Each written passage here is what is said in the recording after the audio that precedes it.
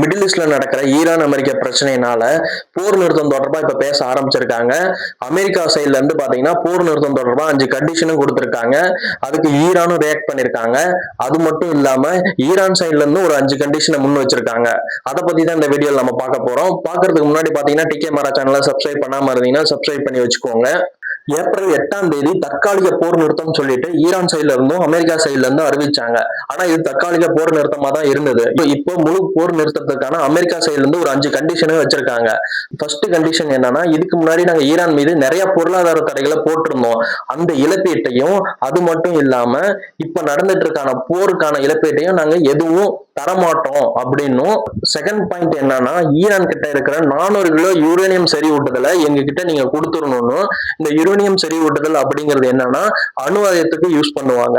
இப்ப அவங்க கிட்ட ஏதாவது அணு ஆயுதத்துக்கு யூஸ் பண்ற எந்த ஒரு பொருட்களா இருந்தாலும் நீங்க அமெரிக்கா கிட்ட கொடுத்துடணும். உங்ககிட்ட அணு ஆயுதமே இருக்கக்கூடாதுன்னு இவங்க சைட்ல இருந்து கேட்டிருக்காங்க. மூணாவதா, அணுசக்தி நிலையங்கள் உங்ககிட்ட ஒண்ணுதான் இயங்கணும், ஒண்ணுதான் ரன் ஆகணும், மற்றது எல்லாம் பாத்தீங்கன்னா க்ளோஸ் பண்ணிடணும் அப்படின்னு சொல்லிட்டு ஒரு 3வது பாயிண்ட்ல கேட்டிருக்காங்க. நாலாவதா, இன்டர்நேஷனல் பேங்க்ல ஃப்ரீஸ் பண்ணி வச்சிருக்க 25% ஃபண்ட் நாங்க ரிலீஸ் பண்ண மாட்டோம்னு அமெரிக்கா சைட்ல இருந்து சொல்லியிருக்காங்க. லாஸ்ட் கண்டிஷன் என்ன சொல்லியிருக்காங்கன்னா, இந்த 4 கண்டிஷனையும் நீங்க ஏத்துக்கிட்டாதான் லெபனான்ல நடக்கிற சண்டையை நாங்க முடிவுக்கு கொண்டு வருவோம்.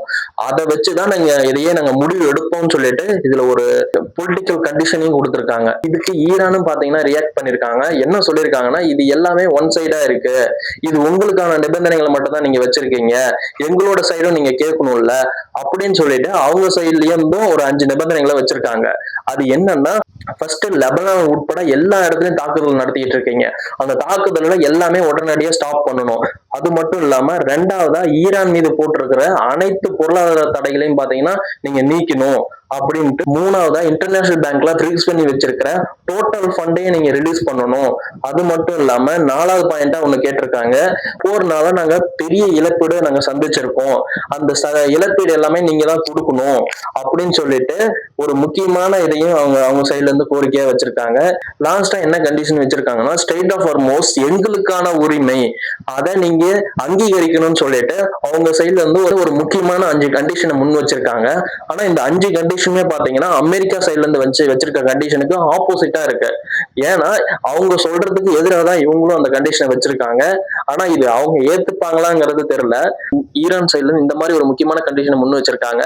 அமெரிக்கா இந்த கண்டிஷனுக்கு ஒத்துக்குவாங்களாங்கிறது தெரியல. உங்களோட கருத்துக்கள் என்னங்கிறத இந்த கமெண்ட் பாக்ஸ்ல சொல்லுங்க. நம்ம இன்னொரு வீடியோல பார்க்கலாம்.